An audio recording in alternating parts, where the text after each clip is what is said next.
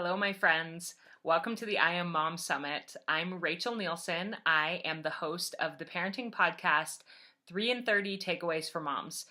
It's a weekly show, and each episode is 30 minutes long and has 3 actionable takeaways, hence 3 in 30, that families can try that same week. I love hosting the show.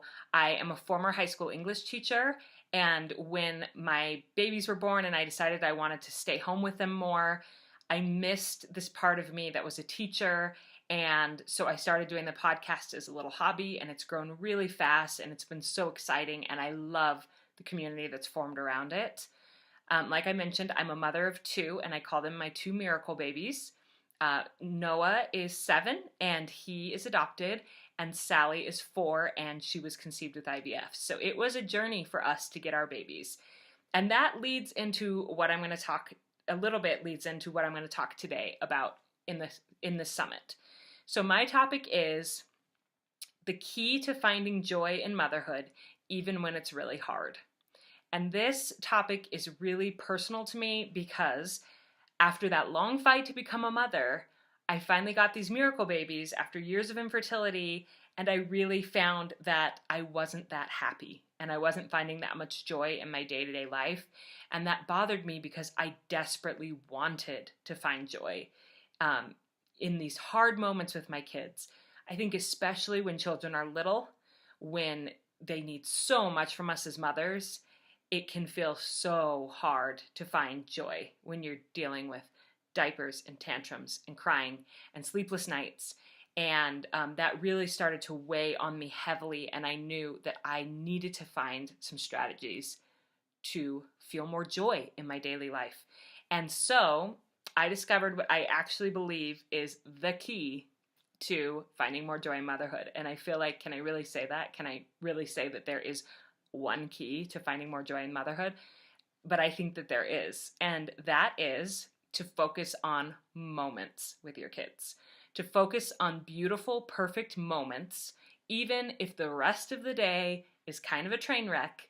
If you can find one moment every day and really hone in on it and savor it, that one moment will expand and magnify and help you to feel much more joy as a mother.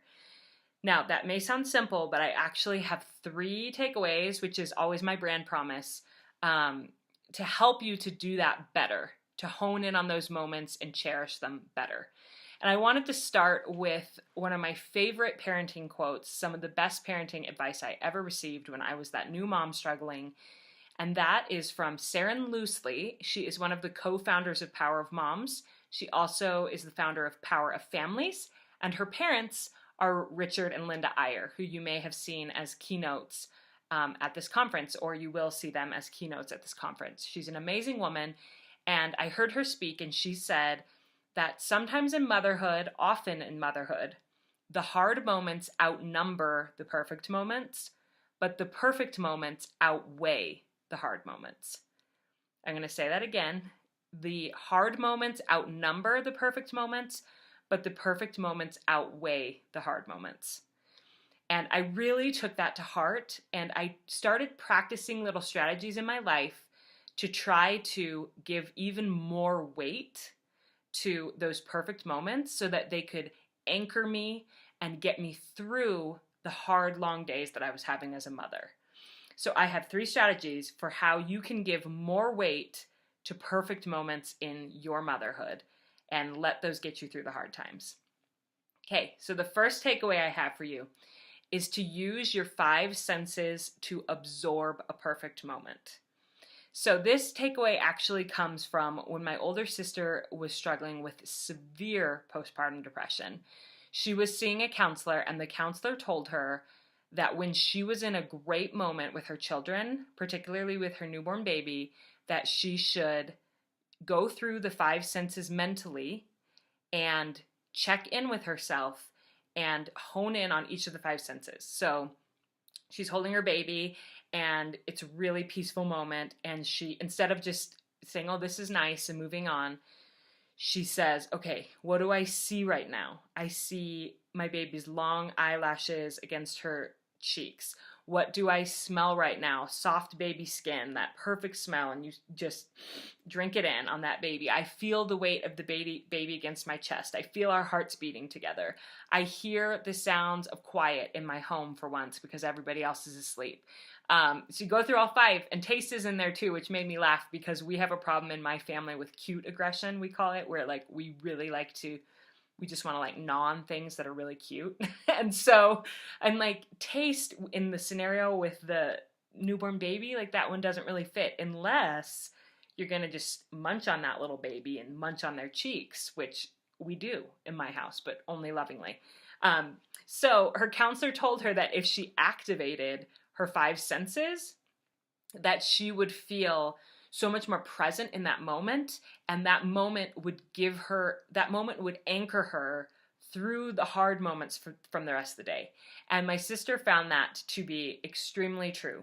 So my challenge to you is that when you recognize that you're in the middle of a perfect moment, which sometimes I think we do, like all of a sudden the stars align and like all of our kids are playing really nice together, there's music going, we look around and we're like, wow. Or like you have a great moment around the dinner table, or you're out on a family walk and the sun is setting and everybody's up ahead and you're holding hands with your spouse or whatever it might be, and we have those moments where we realize this is a great moment. Stop, pause, appreciate it, savor it, or as I said in this takeaway, absorb it. I was wondering which verb to use. Like, should I say use your 5 senses to savor a perfect moment? I chose the verb absorb. I'm an English teacher, so I get geeky about these sorts of things. To absorb the moment, because then when you absorb something, it stays with you and it really sinks in. So stop what you're doing. Like, don't rush by that moment. Put down your phone, be really present, and breathe it in. That's my first takeaway for giving weight to the perfect, even if they're rare, moments in your day as a mom. Use your 5 senses. Okay, my second takeaway is I'm going to have to flip my page here, to write down at least one perfect moment from each day in order to relive it. And now, hear me out. I know not everybody are writers. That's easy for me to say because I love to write. But even if you don't love to write, current research in positive psychology shows that when we remember a beautiful moment, and particularly when we take the time to write about it, it's something with neural pathways and writing, it's as if we are reliving that moment. Like our bodies experience the sensations for a second time. So as I write about my son's running off of the school bus, and he has his wild hair and he comes running for me with his arms open, I feel the joy of that moment again. And when you write, don't just write, Noah was excited to see me when he got off the school bus. Use those sensory details. Again, English teacher in me. But going back to those 5 senses, think about the sensory details of that moment. His wild hair, the weight of his body against you as he hugged you, his hand in yours that was soft and warm, and include those sensory details as you write about that moment each night. And it will be as if you are reliving that moment, and it will make the memory more permanent and give that moment more weight. So you don't have to be a beautiful writer to do this. I know for some people, they're like, write about it, sensory details, what?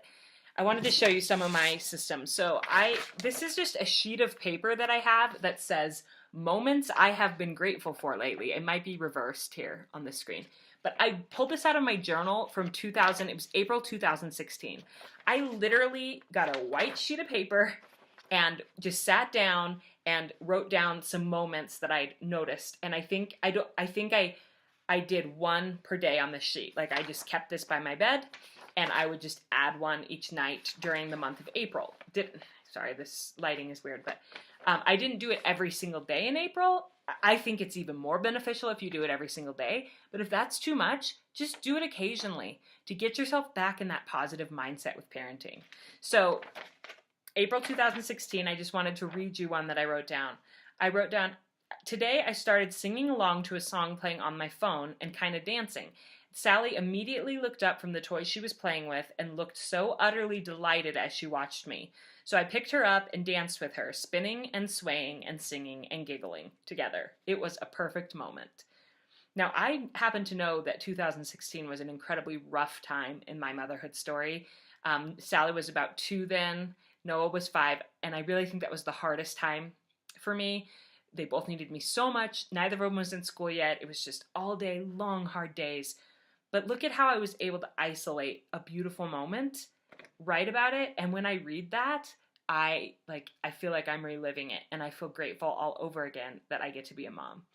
Another method that you can use for writing down about a beautiful moment, this is new to me and I love it. It's called a 1-line-a-day journal, and it's similar to a gratitude journal, which I've kept gratitude journals for years, but I love this one because it has a place in it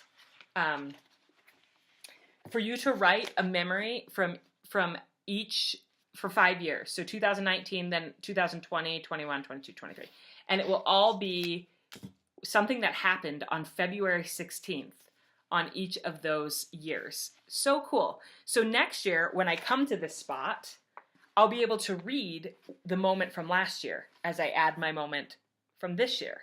And what I would recommend with these types of journals is that you include those sensory details, like I said, and really isolate one perfect moment with your kids and write it down each day. Instead of just writing what you did that day, we went to the play place, we went out to dinner, whatever, which honestly is going to be kind of boring to reread in future years. Instead, use it as an opportunity to write down a moment that you want to remember. So here's some examples from mine from this year. So February 15th, 2019, I wrote, Sally's prayer tonight, quote, super simple. I'm grateful for my life, the world, my heart, and my love. Amen. She's so dramatic, it kills me. So I just wanted to remember that little hilarious prayer that she said. I'm grateful for my love. And then on February 16th, I wrote down, Ryan's my husband, Ryan got the kids some stretchy exercise bands, and they were pumped about working out during our family scripture time. Sally was over in the corner doing her own version of yoga, and Noah was doing lunges and running stairs. Not very reverent, but super hilarious. So now next year when I read that, I am going to be reminded of that memory, and I'm going to laugh, and I'm going to think, I'm so grateful to be a mom. And even in the moment, I think it helps you to bring more joy, because as you're thinking about what you're going to write down that night, you start to notice more. So like during my days now, I'll think that's going in the gratitude journal tonight. When my kids say or do something funny or there's a perfect moment. So that's takeaway number 2, to write down one perfect moment from every single day, and that will help those moments become more obvious and apparent to you as you go along through your day. Third takeaway is to share perfect moments with the people that you love the most. So basically, to talk about perfect moments. And I think that this is really effective if you make it a ritual or a habit, so you remember to do it more often.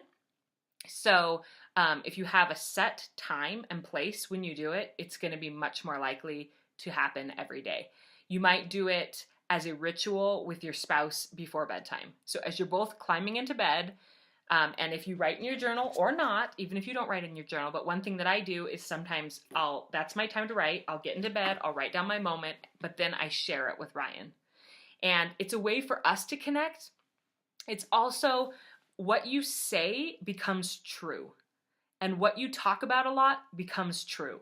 And so if you are every single day consciously talking about a perfect moment and laughing with your spouse about it, then you're going to start to believe that you have a really loving, fun, funny family, and that you are so grateful to be parents. Another ritual time or place that you could do this would be at dinner. I know a lot of us will talk about sharing highs and lows. This is similar, but really invite your family to talk about a moment, not just like I was grateful for school today. Not that any kid would say that, but to tell you a moment from that day. And if you wanted to, you could even have this at the dinner table, and you could keep a little family journal. But that's a little, you're going to be a high achiever parent if you're doing that. You don't have to be a high achiever to do this. just at dinner time, just say, what's everybody's perfect moment or their golden moment? I think you could even do something fun where you do a toast with it. So like you all go around and you share your moment, and then you're like, here's to sliding down the slide at recess or whatever, and you all toast. That could be a silly or fun thing to do.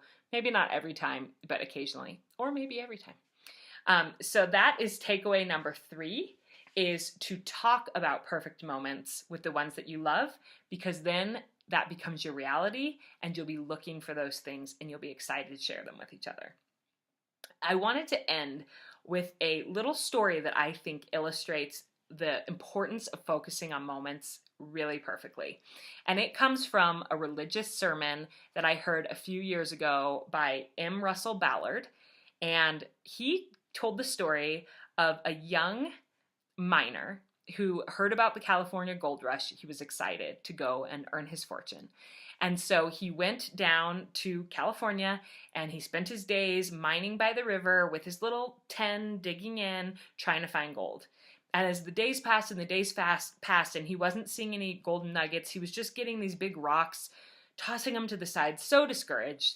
He thought, there is no gold in this river. And this is a waste. Like, everybody promised me sparkling gold, and that's not what I'm finding here. And there was an elderly prospector who had a lot more experience and wisdom, who was nearby. And the young miner said to him, look, there's no gold here. And the elderly prospector looked at the pile of rocks beside the young guy and said, oh, there's gold here. You just need to know where to look for it. And so he cracked the rocks and he opened them up. And inside of the rocks, there were tiny little flecks of gold. And the young miner looked at those and he thought, oh, whatever. Like he said, I want big golden nuggets. And he looked at the prospector had a belt that looked like it was just bulging. It was heavy and bulging with gold. The young miner said, I want big nuggets like what you have in your pouch. And the prospector opened up his pouch and showed the young miner that all that was in his pouch was a collection of thousands and thousands of tiny flecks of gold. I love that story because I think it illustrates this point so well. Sometimes in motherhood, I think that we are expecting these big golden moments, these dazzling, sparkling moments every day, all the time. And that's just not how motherhood works. Sometimes we have to look a little deeper, crack open those hard, rocky times, and look for the little flecks of gold. But if we are consistently doing that every day and gathering our flecks and putting them in our pouch, eventually that pouch is going to be very weighty and bulging with beautiful, sparkling flecks of gold, these beautiful, sparkling moments that we've shared with our family. And that pouch will be really giving us weight and anchoring us to get through the hard moments and the hard times that we have with our families. I hope that story resonates with you.